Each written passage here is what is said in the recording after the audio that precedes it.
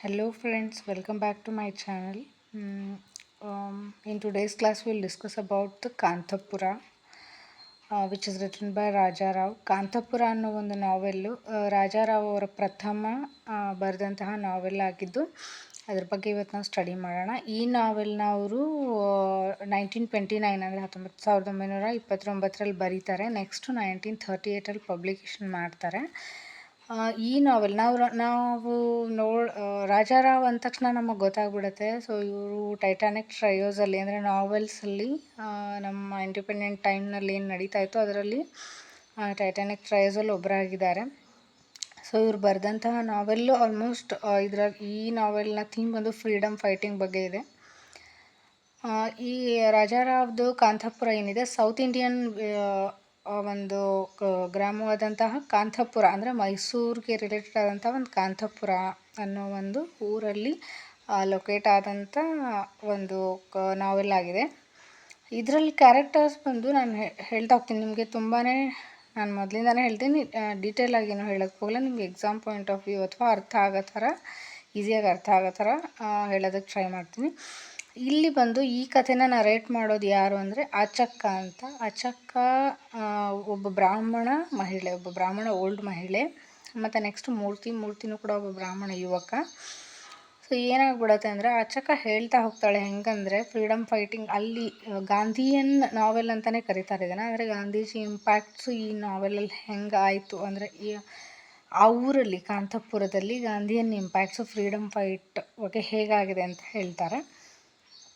So ಆಚಕ್ಕ ಹೇಳ್ತಾ ಹೋದಂಗೆ ಮೂರ್ತಿ ಅನ್ನೋ ಹುಡುಗ, ಬ್ರಾಹ್ಮಣ ಹುಡುಗ ಏನು ಮಾಡ್ತಾನೆ ಅಂದರೆ ಆಗಿನ ಕಾಲದ ಒಂದು ಜಾತೀಯತೆ ಆಗಿರಬಹುದು ಅಥವಾ ಸ್ವಾತಂತ್ರ್ಯಕ್ಕೆ ಸಂಬಂಧಪಟ್ಟಂತಹ ಹಲವಾರು ಅಂಶಗಳನ್ನು ಮನಸ್ಸಲ್ಲಿಟ್ಕೊಂಡು ಅವ್ರು ಏನು ಮಾಡ್ತಾ ಇರ್ತಾನೆ ಅಂದರೆ ಜಾತೀಯತೆ ತೊಡೆದು ಹಾಕಬೇಕು, ಮೇಲು ಕೀಳು ಬೇಡ ಆ ಥರದ್ದೆಲ್ಲ ಹೇಳ್ತಾ ಇರ್ತಾನೆ. ಬಟ್ ಬ್ರಾಹ್ಮಣ ಯುವಕ ಆಗಿ ಆ ಥರ ಹೇಳೋ ಥರನೇ ಏನಾಗ್ಬಿಟ್ಟಿರುತ್ತೆ ಅಂದರೆ ಕಡಿಮೆ ಆಗಿನ ಕಾಲದಲ್ಲಿ. ಸೊ ಅವನಿಗೆ ಒಂದು ಸಾರಿ ಏನಾಗ್ಬಿಡುತ್ತೆ, ಊರಲ್ಲಿದ್ದಾಗ ಜಾತೀಯತೆ ಜಾಸ್ತಿ ಇರುತ್ತೆ, ಮೇಲು ಕೀಳು ಅದು ಎಲ್ಲ ರೀತಿಯ ಒಂದು ಸೋಷಿಯಲ್ ಲೆವೆಲ್ಸ್ ಇರುತ್ತಲ್ಲ, ಅದ್ರ ಬಗ್ಗೆ ಮೂರ್ತಿ ಏನು ಮಾಡ್ತಾನೆ ಅಂದರೆ ಹೋರಾಡೋದಕ್ಕೆ ಸ್ಟಾರ್ಟ್ ಮಾಡ್ತಾನೆ. ಅಂದರೆ ಜಯರಾಮಾಚಾರ್ಯನ ಅವನಿಗೆ ಮೂರ್ತಿ ಅನ್ನೋರ್ಗೆ ಒಂದು ಶಿವಲಿಂಗ ಸಿಕ್ಕಿರುತ್ತೆ. ಸೊ ಅದಕ್ಕೆ ಅರ್ಚನೆ ಮಾಡಿಸಿ ಅವನು ಜಯರಾಮಾಚಾರ್ಯನ ಹರಿಕಥೆಕಾರರಿಂದ ಹರಿಕಥೆ ಹೇಳಿಸ್ತಾ ಇರ್ತಾನೆ. ಸೊ ಆ ಹರಿಕಥೆನಲ್ಲಿ ಫ್ರೀಡಮ್ಗೆ ಸಂಬಂಧಪಟ್ಟಂಥ ಅಂಶಗಳಿದೆ ಅಂತ ಬ್ರಿಟಿಷ್ ಗೌರ್ಮೆಂಟ್ನವ್ರು ಅವಾಗ ಏನು ಮಾಡಿದ್ದಾರೆ ಅಂದರೆ ಪೊಲೀಸರು ಅವ್ರನ್ನ ಅರೆಸ್ಟ್ ಮಾಡಿಬಿಡ್ತಾರೆ.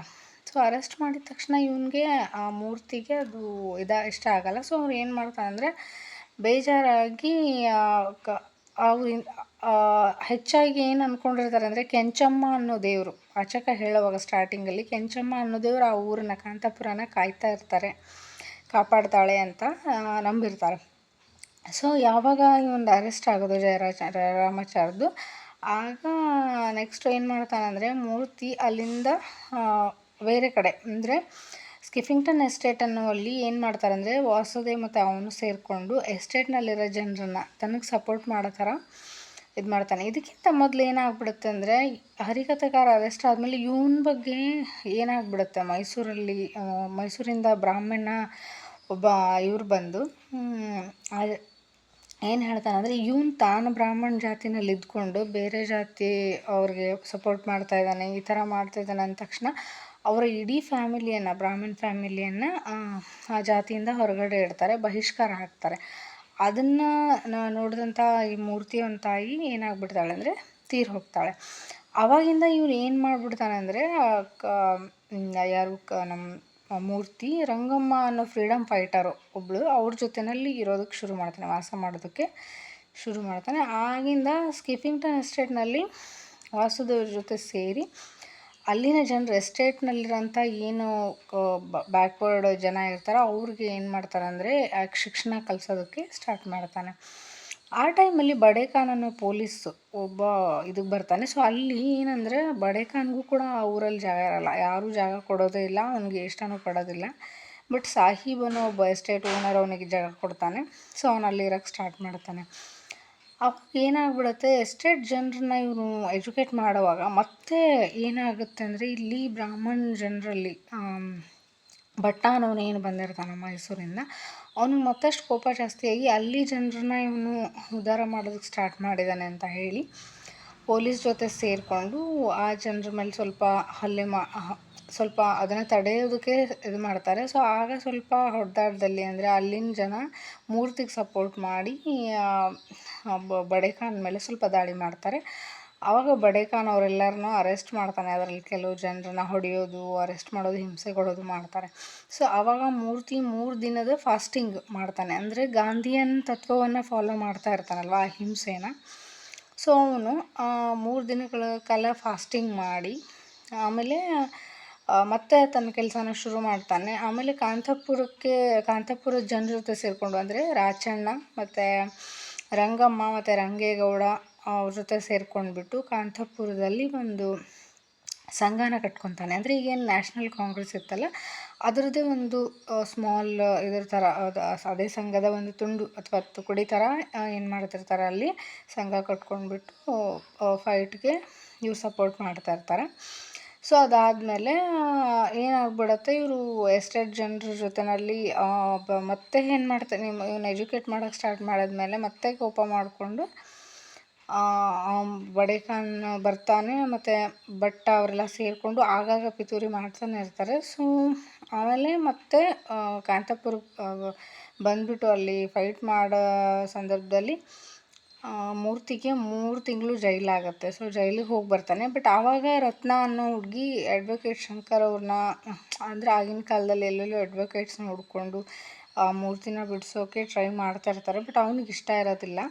ಅವ್ನು ಇದನ್ನು ಫೇಸ್ ಮಾಡಿನೇ ಬರ್ತೀನಿ ಅಂತ 3 ತಿಂಗಳಾದ್ಮೇಲೆ ಬರ್ತಾನೆ. ಬಂದಮೇಲೆ ಅಗೇನ್ ಅಲ್ಲಿ ಏನು ನಡೀತಾ ಇರುತ್ತೆ ಅಂದರೆ ಉಪ್ಪಿನ ಸತ್ಯಾಗ್ರಹ. ಗಾಂಧೀಜಿಯವ್ರನ್ನ ವಾಪಸ್ ಬಂದಮೇಲೆ ಗೊತ್ತಾಗುತ್ತೆ, ಗಾಂಧೀಜಿಯವ್ರನ್ನೂ ಕೂಡ ಅರೆಸ್ಟ್ ಮಾಡಿರ್ತಾರೆ. ಅಂದರೆ ಉಪ್ಪಿನ ಸತ್ಯಾಗ್ರಹ ಮಾಡುವಾಗ ಸ್ವಲ್ಪ ಅಲ್ಲಿ ಮತ್ತೆ ಕೋಲಾಹಲಗಳು ಏಳುತ್ತೆ. ಸೊ ಇವರೆಲ್ಲ ಫ್ರೀಡಮ್ಗೆ ಆಗಾಗ ರೊಚ್ಚಿಗೆದ್ದು ಗಾಂಧಿಯನ್ನು ಇದನ್ನು ಫಾಲೋ ಮಾಡೋದು, ಜಾತೀಯತೆ ಬಗ್ಗೆ ಇದು ಮಾಡೋದಕ್ಕೆ ಏನು ಮಾಡಿಬಿಡ್ತಾರೆ ಅಂದರೆ ಮತ್ತೆ ಅಲ್ಲಿ ಹೊಡೆಯೋದು ಬಡಿಯೋದು ಹಿಂಸೆ ಸ್ಟಾರ್ಟ್ ಆಗುತ್ತೆ. ರತ್ನ ಅನ್ನೋಳ ಮೇಲೆ ಏನು ಅತ್ಯಾಚಾರ ಅದೆಲ್ಲ ನಡೆಯುತ್ತೆ. ಹೆಣ್ಮಕ್ಳನ್ನು ಇದು ಮಾಡೋದಕ್ಕೆ ಸ್ಟಾರ್ಟ್ ಮಾಡ್ತಾರೆ. ಸೊ ಅದೆಲ್ಲ ಆದಮೇಲೆ ಕೊನೆಗೆ ಏನಾಗುತ್ತೆ ಅಂದರೆ ಕಾಶಿಪುರ ಅನ್ನೋ ಊರಿಗೆ ಇವರು ಹೋಗ್ತಾರೆ. ಯಾರಂದರೆ ಇಲ್ಲಿನ ಜನ, ಕಾಂತಪುರದ ಜನ ಎಲ್ಲ ಕಾಶಿಪುರಕ್ಕೆ ಶಿಫ್ಟ್ ಆಗ್ತಾರೆ. ಎಲ್ಲ ಅವರು ಪೊಲೀಸರು ಹಿಂಸೆ ಕೊಡೋದು ನೋಡಿ ಹೆಣ್ಮಕ್ಳೆಲ್ಲ ಕಬ್ಬಿನ ಗದ್ದೆ ಅಲ್ಲಿ ಇಲ್ಲಿ ಹೊಡ್ಕೋತಾರೆ. ಮತ್ತು ಮೂರ್ತಿನ ಜೈಲಿಗೆ ಹಾಕ್ತಾರೆ. ಸೊ ಏನಾಗ್ಬಿಡುತ್ತೆ, ಅಲ್ಲೆಲ್ಲ ಕಬ್ಬಿನ ಗದ್ದೆನ ಅಡಗಿಸ್ಕೊಂಡ್ರೂ ಕೂಡ ಅವ್ರನ್ನ ಬಿಡದೆ ಹಿಂಸೆ ಮಾಡಿ ಹೊಡೆದು ಬಡಿದು ಮಾಡೋ ಕಾರಣಕ್ಕೆ ಅವರು ಆ ಇಡೀ ಊರಿಗೇ ಬೆಂಕಿ ಹಚ್ಚಿಬಿಟ್ಟು ಕಾಂತಪುರಕ್ಕೆ, ಕಾಶಿಪುರ ಅನ್ನೋ ಊರಿಗೆ ಶಿಫ್ಟ್ ಆಗ್ತಾರೆ. ಆಮೇಲೆ ಕೊನೆಗೆ ರಂಗೇಗೌಡ ಅನ್ನೋರು ವಾಪಸ್ ಅಲ್ಲಿಗೆ ಹೋಗ್ತಾನೆ. ಕಾಂತಪುರ ಹೋಗಿ ನೋಡಿದಾಗ ಏನಾಗ್ಬಿಡುತ್ತೆ ಅಂದರೆ ಬಾಂಬೆ ಒಬ್ಬ ವ್ಯಾಪಾರಿ ಆ ಊರನ್ನೆಲ್ಲ ಅಕ್ವೈರ್ ಮಾಡ್ಕೊಂಡಿರ್ತಾನೆ. ಅಂದರೆ ಆ ಊರನ್ನು ಅವನಿಗೆ ಮಾರಿರ್ತಾರೆ ಬ್ರಿಟಿಷರು. ಸೊ ಅವನಲ್ಲಿ ತನ್ನ ಕೆಲಸಗಳನ್ನ ನಡೆಸ್ತಾ ಇರ್ತಾನೆ. ನೆಕ್ಸ್ಟು ಮೂರ್ತಿ ಬಂದು ಜೈಲಿಂದ ಬರ್ತಾನೆ. ಜೈಲಿಂದ ಬಂದ ತಕ್ಷಣ ಅವ್ನಿಗೆ ಏನಾಗ್ಬಿಡುತ್ತೆ ಅಂದರೆ ಗಾಂಧಿ ಯಾಕೋ ಸ್ವಲ್ಪ ಬ್ರಿಟಿಷ್ ಕಡೆಗೆ ತುಂಬಾ ನಾನ್ ವಯೋಲೆನ್ಸ್ ಅಂತ ವಾಲ್ತಾ ಇರ್ತಾರೆ. ಸೊ ನಾನು ಗಾಂಧಿಯನ್ನು ಫಾಲೋ ಮಾಡೋದಿಲ್ಲ ಇನ್ಮೇಲೆ ಅಂತ ಹೇಳಿ ಅದಕ್ಕೆ ಕೆಲವೊಂದಿಷ್ಟು ಅಪೋಸಿಷನ್ಸ್ನ ಮಾಡಿ ಉಳಿತಾನೆ. ಸೊ ಬೇರೆ ಥರದಿಂದ ಫ್ರೀಡಮ್ ಫೈಟಿಗೆ ಸಿದ್ಧತೆ ಮಾಡ್ಕೊತಾನೆ. ಸೊ ಆಗ ಪೂರ್ತಿಯಾಗಿ ಊರು ಶಿಫ್ಟಾಗಿ ಕಾಶಿಪುರಕ್ಕೆ ಬಂದುಬಿಟ್ಟಿರುತ್ತೆ. So this is what the story. Thanks for watching. Thank you.